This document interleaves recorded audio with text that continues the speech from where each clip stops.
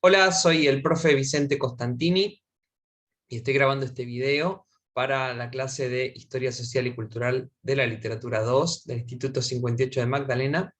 pero al igual que hice con el video sobre la introducción a la literatura fantástica de Tzvetan Todorov, estoy grabando este video como video público para que lo vea cualquier persona interesada. En el video de hoy nos vamos a ocupar de dos reescrituras argentinas de la obra de teatro Hamlet de William Shakespeare. Me estoy refiriendo a Hamlet, con J, de María Inés Falconi, y al Hamlet de Villa Elvira, de Blas Arrese y Gor. Así que, sin más preámbulos, vamos a empezar. Antes de empezar con las dos reescrituras argentinas que vamos a analizar hoy, quiero hacer algunas breves referencias a otras reescrituras de Hamlet que recomiendo mucho que lean, que conozcan, que transiten. Una de ellas es la de Tom Stoppard, el autor nacionalizado inglés, nacido en República Checa, que todavía vive por suerte, un autor muy conocido y muy consagrado del teatro británico, que tiene una gran obra de teatro llamada Rosencrantz y Guildenstern al muerto, de 1966, del cual se hizo, además de muchísimas representaciones teatrales, también una excelente película con Richard Dreyfuss, Tim Roth y Gary Oldman, tres grandísimos actores, y básicamente está centrada esa obra de teatro, y esa película también, en dos personajes menores, dos personajes secundarios de Hamlet, que son Rosencrantz y Guildenstern, que vendrían a ser algo así como los amigos traidores, los amigos que están mintiendo, que están fingiendo, que están trabajando en realidad para Claudio, y que a causa de eso se ven castigados por Hamlet, por la inteligencia, la astucia de Hamlet, quien cambia, como ustedes saben, la carta para que en lugar de ser asesinado él en Inglaterra, los maten a ellos, los asesinen a ellos. Lo interesante es que Stoppard combina esta obra Hamlet con Esperando a Godot, de la famosa obra de Samuel Beckett, con el propósito de presentar dos personajes que están todo el tiempo en escena, esperando, sin saber bien qué es lo que están esperando, sin saber bien qué es lo que les va a pasar. Y en el caso de Rosencrantz y Guildenstern han muerto, se juega con la idea del teatro del absurdo, con la idea de que los van a asesinar y no se sabe por qué, y también está lleno de referencias metateatrales, referencias al teatro dentro del teatro y a que todo esto es una representación. Hay mucho ahí de lo que sería la influencia del teatro moderno, de lo que sería la segunda mitad del siglo XX, fundamentalmente trabajando sobre la idea del espacio vacío, ¿no? El escenario como espacio vacío. Es una gran obra que les recomiendo mucho. Hay otra obra mucho más experimental del autor alemán Heiner Müller, nacido en 1929 y fallecido en 1995, que se llama Máquina Hamlet, de 1979. Es una obra muy difícil, muy críptica, y es una obra, toda la obra de Müller juega un poco con el límite entre lo que es texto dramático y didascalia, porque no se sabe del todo cuál es el límite entre lo que va a decir el actor y lo que tiene que interpretar el director o la directora para poder poner en escena la obra. Eso ha dado también lugar a que cada representación, cada vez que las obras de Müller son llevadas a escena, son de algún modo adaptadas en función de los criterios y las ideas previas del director o el grupo de trabajo. Ahí tienen una imagen de la versión que hizo el Periférico de Objetos, acá en Argentina. Realmente a mí me pasó, al menos al leer las obras de Müller, que no entendía las obras y empecé a entender mejor lo que intentaba o lo que intenta hacer Müller con el teatro, cuando empecé a ver puestas teatrales y las interpretaciones que surgen a partir de la lectura de su obra. Müller es un autor mucho más difícil, que dialoga más fuertemente con el anacronismo, la contemporaneidad, y los textos son muy breves, pero muy potentes en términos de su contenido, y en ese sentido tal vez la lectura de las obras de teatro de Müller, o de los textos dramáticos de Müller, mejor dicho, se parecen más tal vez a la lectura de la poesía, ¿no? De una poesía moderna como la de, ponele, T.S. Eliot, para dar un ejemplo de una poesía críptica, difícil, y que tiene que ser interpretada, ¿no?, por el lector. Después hay una novela que quiero mencionar, del autor inglés Graham Swift, nacido en 1949, una novela que se llama Desde aquel día, que está situada digamos, la época contemporánea, y que toma como referencia en su historia de manera explícita la historia de Hamlet. El personaje, el narrador, tiene un intento de suicidio, pero además su padre ha muerto. En fin, hay varios puntos en común entre la historia de Hamlet, con la que el narrador se siente identificado, y la historia que se está contando en esta novela. Así que también es una buena recomendación si tienen ganas de tal vez leer una reescritura de Hamlet, tal vez no tan conocida en este caso, pero muy valiosa. Yendo puntualmente a lo que nos ocupa en el video de hoy, tenemos dos reescrituras argentinas de Hamlet que yo quiero comparar en este breve video. Una de ellas es Hamle, escrito con J, de María Inés Falconi, de 2008, y la otra es una obra muy reciente, Hamlet de Villa Elvira, de 2019, escrita y dirigida por Blas Arrese Igor. Hay algunos puntos en común y algunas diferencias. Yo principalmente me voy a ocupar de las semejanzas y las diferencias entre estas dos obras. Por un lado, un punto en común que tienen las dos obras es que, a diferencia de lo que es Hamlet de Shakespeare, que es una obra muy extensa, con muchos personajes,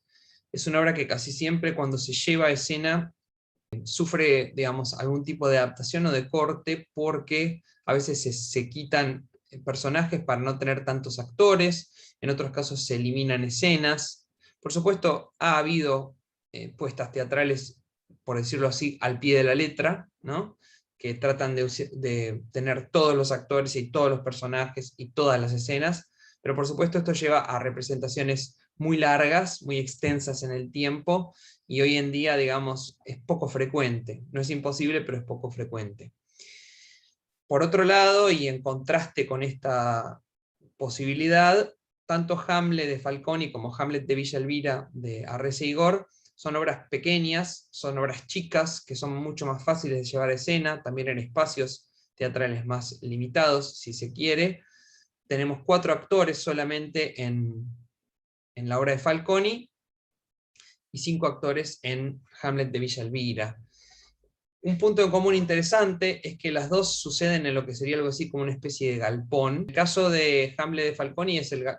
galpón, perdón, donde van a estar los gauchos, donde van a estar estos peones rurales, estos trabajadores rurales, a quienes se les aparece el fantasma del rey Hamlet. Y por otro lado tenemos lo que sería el teatro galpón, donde surge, digamos, el proyecto del Hamlet de Villa Elvira, y eso está de algún modo reflejado en la puesta en escena de la obra, más allá de que sea representado en espacios súper consagrados como el Teatro Nacional Cervantes. Ahora bien, una diferencia importante entre Hamlet de Falconi y Hamlet de Villa Elvira, de Blas Arrese Igor, es que en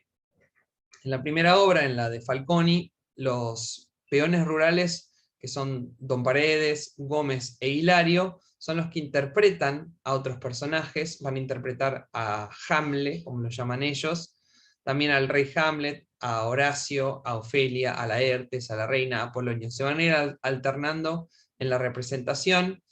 Tanto esta obra de Falconi como la otra obra que hace también basada en Shakespeare, que es de cómo Romeo se transó a Julieta, tiene también una sobre el sueño de una noche de verano, si no me equivoco. Yo esa tercera no la leí, sí leí la de Romeo y Julieta, así que puedo hablar de las dos que conozco. Tanto Hamlet de Falconi como de cómo Romeo se transó a Julieta, de la misma autora, juegan justamente con esta idea de tener que representar una obra, ¿no? En el caso de Hamlet, son peones rurales a quienes el fantasma del rey Hamlet les pide que representen su historia, y que la representen tal como realmente fue. Mientras que en De cómo Romeo se transó a Julieta tenemos un grupo de estudiantes del secundario que están ensayando Romeo y Julieta, y de algún modo empieza a haber un paralelismo entre la historia de Romeo y Julieta y las rivalidades que hay entre los dos cursos, las dos divisiones, digamos, de ese grupo de estudiantes secundarios, ¿no? Así como hay una oposición entre los Montesco y los Capuleto en Romeo y Julieta. En Hamlet de Villa Elvira, en cambio, lo que va a suceder es que se van a nombrar personajes que después no van a aparecer en escena, pero que de algún modo se da cuenta de que existen en el fuera de escena, ¿no? Laertes, el hermano de Ofelia, Osric, que sería un personaje que trabaja en la comisaría, un policía, el padre de Hamlet, que está muerto, obviamente, pero que no va a aparecer como fantasma, y otros personajes secundarios que son amigos o conocidos de los personajes que aparecen en escena, como Brian, Janina, Kevin y Ailén, y bueno, que van a conformar un poco el universo ficcional de la obra. Una diferencia que vamos a encontrar entre las dos obras es que Hamlet de Falconi está escrito como una comedia que va a terminar trágicamente. En esa obra vamos a ver que el personaje de Hilario mata a otros personajes, como sucede con Hamlet. En Hamlet de Villa Elvira, lo que sucede es que se anuncia una tragedia que finalmente no se va a desatar, es decir, que se crea una expectativa en el público que finalmente no se va a llevar a cabo. También hay otra diferencia importante que podemos señalar, que es que en Hamlet de Falconi los temas más importantes son la representación y la locura. Vemos todo el tiempo que los peones rurales están representando la obra teatral de Shakespeare, y hay un contraste humorístico entre la forma en la que ellos se expresan y lo que dice el texto original isabelino. También aparece el tema de la locura porque, como sabemos, el personaje de Hilario empieza a creerse prácticamente Hamlet y va a desatar su venganza como lo hace el personaje de Shakespeare. Comparten incluso la misma inicial, la H, por lo menos Hilario con el Hamlet original, no el Hamlet tal como lo pronuncian los personajes gauchescos. A su vez, en Hamlet de Villa Elvira, la temática que más aparece es la temática de la venganza, pero es una temática que no se va a llevar a cabo, es una temática que no se va a realizar. Se anuncia después que no se va a desatar la tragedia, así que no sabemos exactamente qué va a suceder. Queda bastante abierto, en realidad, el conflicto entre Claudio, Hamlet, y la venganza del padre de Hamlet. Lo que sí se repite, digamos, en ambas obras es el tema de la representación, porque así como yo les decía que aparece la representación en Hamlet de Falconi, lo que vamos a ver es que en otro nivel funcionan las representaciones en Hamlet de Villa Elvira. Por un lado, porque se desdibuja, se empieza a borrar el límite entre realidad y ficción, en la medida en que vemos videos proyectados entre los distintos actos o escenas que tiene la obra, que muestran el día a día de los actores, muestran cómo se realizó la obra, hay entrevistas con el director, con el musicalizador, con distintas personas que estuvieron involucradas en la realización de la obra de teatro y su puesta en escena. Ahí se desdibuja un poco el límite entre ficción y realidad. Además vemos que hay paralelismos entre lo que sucede en la vida real y lo que sucede con los actores en la ficción. Por ejemplo, el hecho de que el actor que interpreta a Hamlet viva con su abuela, después se va a ver reflejado en uno de los cambios que presenta la obra Hamlet de Villa Elvira, en la medida en que Gertrudis es la abuela de Hamlet y no la madre, y por lo tanto Claudio, que sigue siendo el tío de Hamlet, va a ser el hijo de Gertrudis, y por lo tanto se va a borrar el tema del incesto. El tema del incesto no va a aparecer en esta obra. Lo que también va a aparecer es la representación metateatral, por decirlo así, cuando aparece, en esa escena en la que aparece la historia de Hamlet representada en un capítulo de Los Simpson. Entonces hay algo, por un lado, casi humorístico, pero por otro lado está cumpliendo la misma función que cumple La ratonera, esa obra que escribe Hamlet y que pone en escena en la obra original de Shakespeare, para ver si puede detectar la culpabilidad de Claudio. Eso va a aparecer también en la reacción del personaje de Claudio de Hamlet de Villa Elvira, cuando reacciona muy negativamente al ver el capítulo de Los Simpson en la televisión. Se siente identificado con esa historia.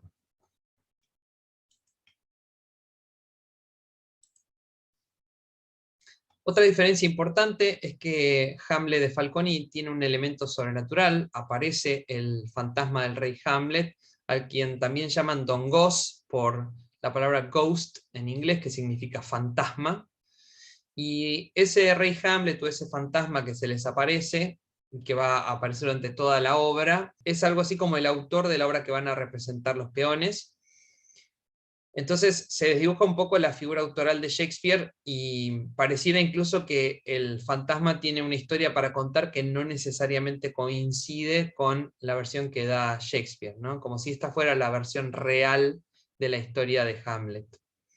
Por otro lado, sabemos que, por supuesto, Shakespeare no inventó la historia de Hamlet, sino que la fue tomando de distintas fuentes, de las crónicas danesas fundamentalmente, y de ciertas refundiciones que se hacen de esas crónicas danesas, sumado a elementos de, por ejemplo, la tragedia española, de Thomas Kyd. Entonces, ya de por sí, toda la historia de Hamlet es una recreación, es una reescritura, no es para nada una obra original. Tampoco importaba demasiado en la época de Shakespeare la idea de originalidad, era muy frecuente que todos los autores tomaran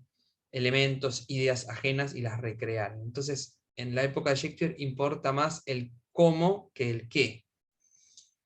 Por otro lado, vamos a ver que en Hamlet de Villa Elvira básicamente funciona como una obra realista, no hay elementos sobrenaturales como la aparición del fantasma. Se nos revela que el padre de Hamlet aparentemente fue asesinado por causa de cierta intervención, cierta tramoya que teje en torno de él su hermano Claudio, pero eso se revela a través de un mensaje de WhatsApp. Ese recurso se va a utilizar varias veces en la obra de teatro, y no tenemos elementos sobrenaturales. Lo que sí tenemos es cierto quiebre del realismo, como yo mencionaba antes, cuando aparecen las entrevistas a los y las actores y actrices, y a quienes realizan la obra también, mostrándonos un poco esa relación y esos paralelismos entre la vida real y la ficción. También tenemos cierto quiebre en ese momento en el cual se rompe la cuarta pared, eso lo voy a decir ahora. Entonces, yendo puntualmente a algunos elementos que yo quería analizar o quería mencionar de Hamlet de Villa Elvira, hay una insistencia sobre la imagen de la corona, que aparece de manera literal porque aparece un cajón de cerveza Corona que van consumiendo los personajes como una especie de festejo por el ascenso de Claudio, pero a su vez, por supuesto, esto resuena, digamos, la palabra corona resuena con la idea del trono, del poder, que está representado por el ascenso policial de Claudio. Otro punto importante para destacar, que ya mencioné hace un rato, es cómo cambian las relaciones familiares entre los personajes y cómo desaparece el tema del incesto. Esto de algún modo se va reflejado justamente en la vida real de Pedro Rodríguez, que es el actor que interpreta a Hamlet. Vamos a ver que en la obra aparece un video justamente que muestra la relación con su abuela de la vida real, y esa relación tan afectiva está reflejada con su propia relación con Gertrudis en la obra, que es su abuela. Después otro punto que creo que es interesante destacar es el tema del dinero. Hay incluso como una especie de monólogo de Claudio, que es el momento en el cual le habla al público de manera directa, y en ese monólogo Claudio hace referencia al tema del dinero y el poder, pero específicamente yo quería aludir al monto, porque esos 30.000 pesos que ofrece Claudio para que Hamlet se vaya al Chaco, por supuesto ahí tenemos un paralelismo en cómo Claudio quiere enviar a Hamlet a Inglaterra para que sea asesinado. Uno podría pensar, como dice el personaje de Hamlet en el Hamlet de Villa Elvira, que lo quiere mandar al Chaco para sacárselo de encima, y le ofrece 30.000 pesos para que viaje, que uno podría pensar que equivalen a los 30 denarios de Judas, la paga que recibe por traicionar a Jesús en la Biblia. Así que ahí el 30 obviamente tiene un valor simbólico. Otra cosa que quería mencionar es cómo se trabaja con los soliloquios y monólogos de Hamlet en Hamlet de Villa Elvira. Por supuesto, el famoso monólogo de Ser o no ser, el soliloquio, mejor dicho, de Ser o no ser, aparece recreado de algún modo. Lo interesante es que en algunos momentos hay soliloquios o monólogos de los personajes, pero la mayor parte de estos textos largos se realizan en off y con alguna proyección en la pantalla, con alguna imagen en la pantalla. Entonces, por ejemplo, hay un momento dado que es muy interesante,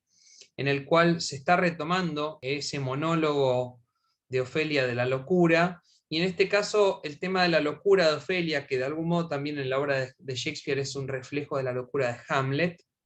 así como Hamlet pierde a su padre y finge la locura o realmente está enloqueciendo, nunca queda del todo claro, porque ese límite es muy ambiguo en la obra de Shakespeare y está abierto a la interpretación. De la misma manera, después, cuando el padre de Ofelia y de Laertes, Polonio, es asesinado por Hamlet, Ofelia enloquece y Laertes se quiere vengar. Es decir, que esas dos características del personaje de Hamlet, que son la locura o el fingimiento de la locura y la venganza, se desdoblan en dos personajes, Laertes con el tema de la venganza, Ofelia con el tema de la locura. Hay un monólogo que es bastante conocido de Ofelia, que es el que ella dice ya loca, digamos, ya enloquecida, antes de después morir ahogada y ser enterrada en esa famosa escena con los sepultureros y demás. Y esto está de algún modo recreado, retomado en uno de esos monólogos en off que aparecen en Hamlet de Villa Elvira, pero se cambia el foco y cambia de la locura al tema del aborto, que es un tema de actualidad. En ese sentido se ve una apuesta política en Hamlet de Villa Elvira, porque si bien había habido intentos de legalizar el aborto en Argentina, en el momento en el que la obra se estrena, el aborto todavía no era legal, y por lo tanto hay una referencia política a la necesidad, desde el punto de vista de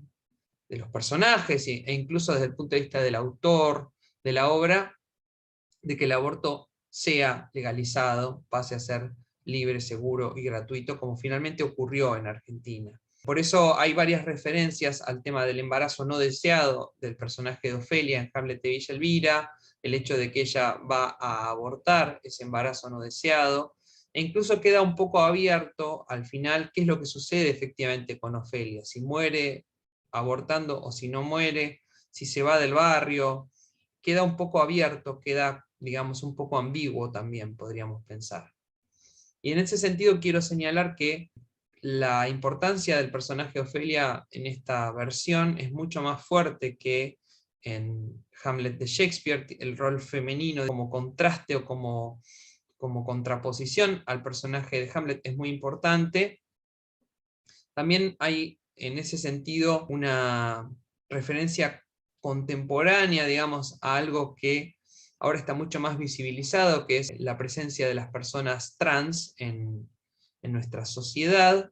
Eso a partir del personaje de Horacio, el amigo de Hamlet. Esto está, digamos, enfatizado desde el principio de la obra, también por la discriminación que sufre Horacio por parte de Claudio. Horacio es un varón trans en la obra,